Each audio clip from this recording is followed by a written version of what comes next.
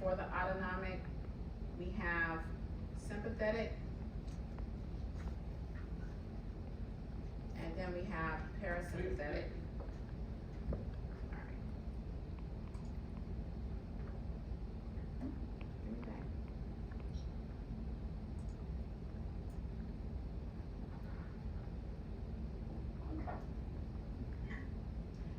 We also have the enteric nervous system that we're not going to discuss much for like your digestive system. Enteric, like intestines.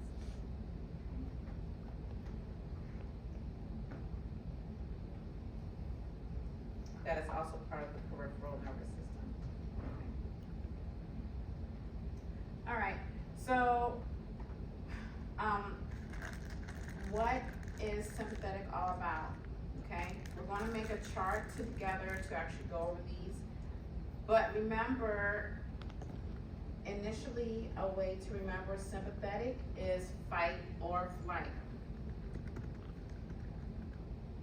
One way to remember parasympathetic is rest and digest. So the enteric nervous system actually, maybe a couple decades ago, was all incorporated into the ANS. It was not a separate division, and now it's a separate division to understand the digestive system. But parasympathetic does influence digestion.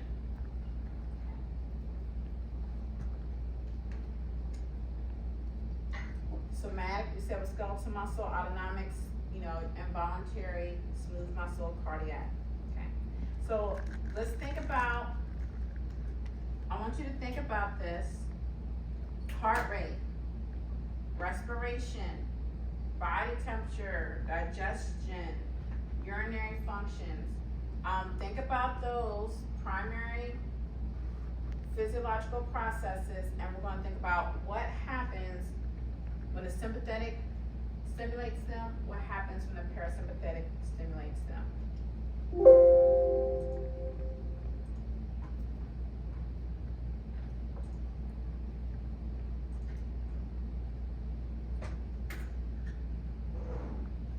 Okay.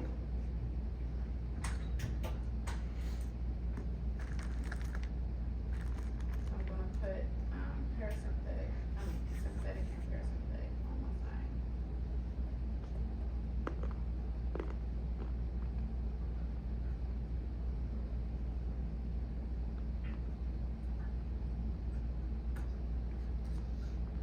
So which one of these is rest and digest? Parasympathetic.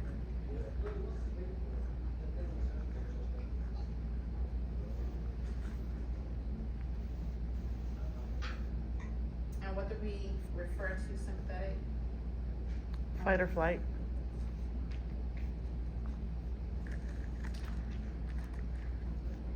Okay, so let's start with you guys. Thinking about those primary physiological responses we just mentioned. What is actually going to happen if our sympathetic is stimulating the heart? What is happening to heart rate? What do you think will happen with the sympathetic fight or flight response for our heart rate?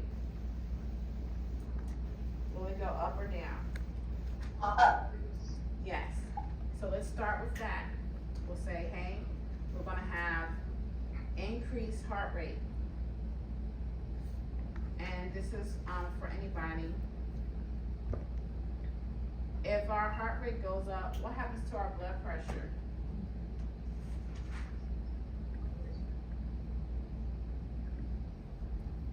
Blood pressure will also go up.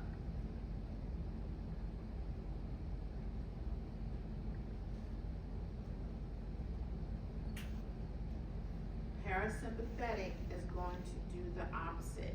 If you memorize sympathetic responses, then you've got it down for both, because parasympathetic is just the opposite. So parasympathetic is going to decrease heart rate. Okay. Decrease our blood pressure.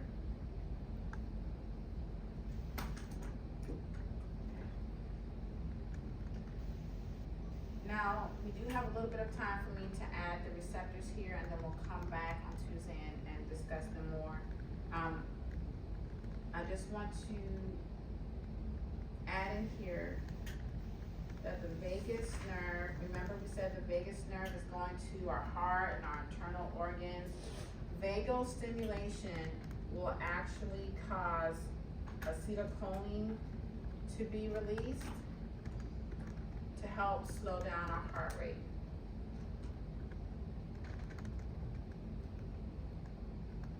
So these are cholinergic receptors.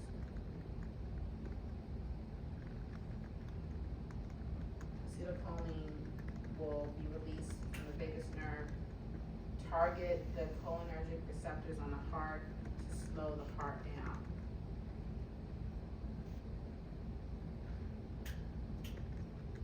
Do you remember any other receptors or molecules we've learned about in chapter 11 that might speed up your heart rate? Epinephrine and norepinephrine. So these here are going to be adrenergic receptors. And I'm just gonna put NE and epi for norepinephrine and epinephrine. Adrenaline. Okay.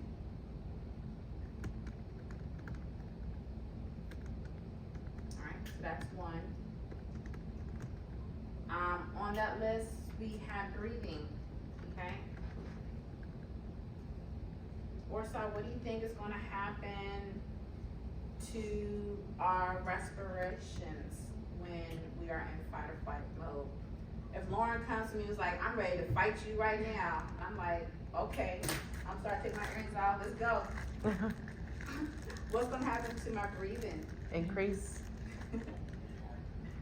Did you guys say that, Warsaw? Yeah. Yeah.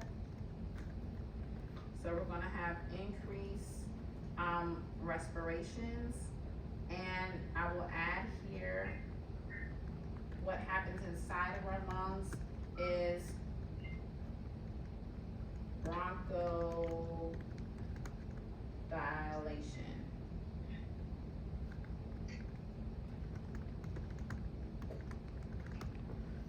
So the airways are opening. In our lungs, the airways are opening to get more oxygen in. The more oxygen we get, the more ATP our cells can produce through glycolysis. So the bronchial smooth muscle will open up our airways, bronchodilation. Remember, dilate is to open up. Of course, we said the opposite is going to occur. So we have bronchoconstriction. And it's not to make your eyes really pinpoint pupils, but it's basically going back to normal. Parasympathetic stimulation is usually trying to reverse what sympathetic has done. After we're ready to fight or flight, parasympathetic says, okay, hold your horses, calm down, rest and digest, okay? For this, these are also adrenergic receptors. And I'm going to put here beta 2 receptors help us to bronchodilate. So we can activate them or we can block them. Okay. I'm going to go ahead and put up here for number 1. These are alpha 1 receptors. Alpha 1. It'll make more sense Tuesday when we come back and talk about these receptors, but let's just get it in our notes and then we can come back and reference it. It's also in your book or PowerPoint slides. All right, let's talk about one that was not on the list.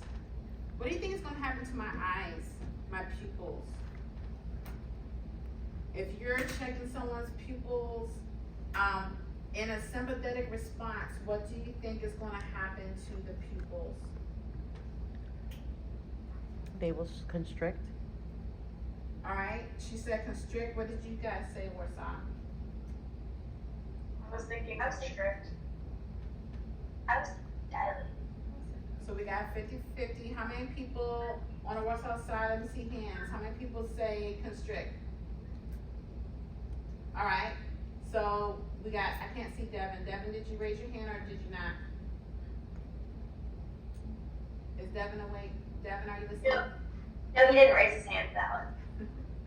So we got 1 or 2 that say dilate. How many people over here say constrict? 1, 2. How many people say dilate? Okay. Well, the dilators have it. When we are ready to fight something, your pupils actually dilate. You need to see what's coming after you. If you have to run through the woods, you need to see what's going on, right?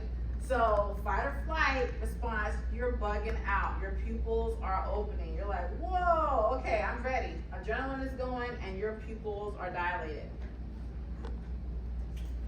Of course, parasympathetic says, let's come back to earth and constrict your pupils.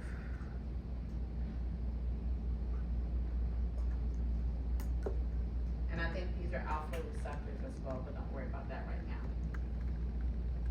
Alright? Alright, so the previous slide we said heart rates, we said breathing, and it said digestion and urinary. Okay? Let me just make sure I got everything. Breathing, pupils, heart rate. Alright, so let me just add one in here before I go to, well, this kind of goes into that digestion, but not exactly. One thing that also happens is glycogenolysis. All right, so this is basically breaking down, or your cells break down glucose that as it comes from the liver. So the liver and energy storage of glycogen in your body will release it to your cells so it can start breaking it down and start breaking down glucose so your cells can use it for energy. We said, hey, we need oxygen for energy. Remember, aerobic respiration requires oxygen, and that will make a whole lot of ATP. So our cells actually need energy in the form of ATP for us to fight or flight or run away, okay? The opposite of that is for us to store it. So we need to store glycogen. So you may have gluconeogenesis, okay? Store glucose, okay? Store glucose is going to be converted to glycogen. Okay. All right, now digestion. Now, when we are in sympathetic stimulation, the response is to decrease gastric motility and for the urinary system, constrict your sphincters.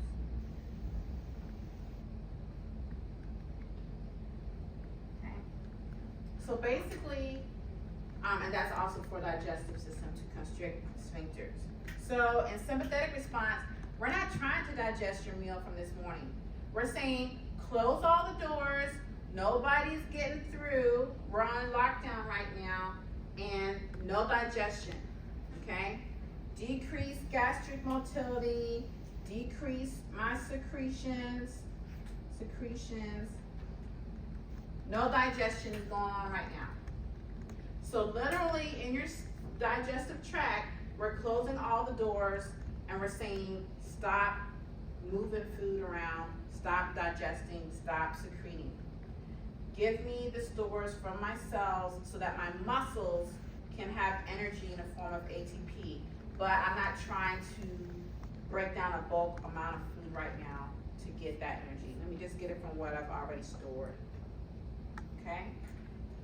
So, perfectly, rest and digest, parasympathetic says, okay, the alarm is over. Let's go ahead and finish digesting our breakfast, okay? So we're going to increase gastric motility.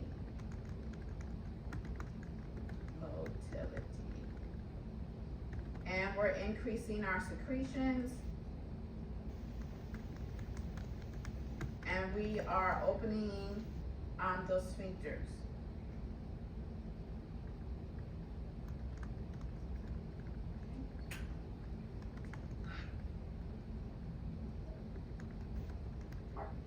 Now there's also some other things that are happening that is in your book or in a table in your book. We've just made this table to summarize some of the major things. Of course, also when you're in a fight or flight mode, if we're decreasing secretions, you might get a dry throat, but your hands may get cold and clammy, okay? So some of these other things are also happening in and around your body. Questions about what we have here? This is the biggest part of chapter 16, and then we'll just wrap up with a couple of things on Tuesday to make sure we can look at these receptors again, how they're affecting these organs when sympathetic or parasympathetic is activated, and the dual innervation process that basically says organs are going to be innervated by both sympathetic and parasympathetic receptors. Nerves, I mean. Go ahead. Cold and clammy is sympathetic? Is that sympathetic? Cold and clammy? No, like cold and clammy palms may be when you're like nervous and sympathetic. If you're getting ready for a test, your adrenaline's up and you're about to take your final exam, maybe your heart rate is up, maybe your blood pressure's up, maybe your hands are cold and clammy, okay? Some people, that's how their body reacts. Okay. Any questions, Warsaw, any questions about this? Okay. Before I leave this slide, any questions? Okay. So this actually just goes over more information about the autonomic neurotransmission. Just to note that in the autonomic nervous system, there is a ganglia. So it's not just one straight nerve like the neuromuscular junction for the somatic system. We actually have a depot. There is a depot station called a ganglia before we can get to the central nervous system, before we can get to the effector organ. There is a respite. Also, a couple of terms.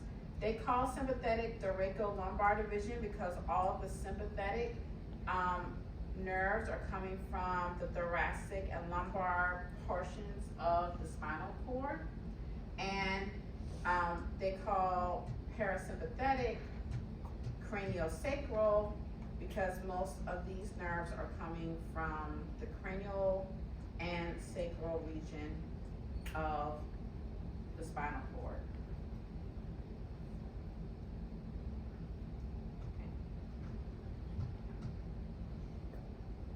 Okay. So they have tables in your book. Let's see if it's in the slides. Yes.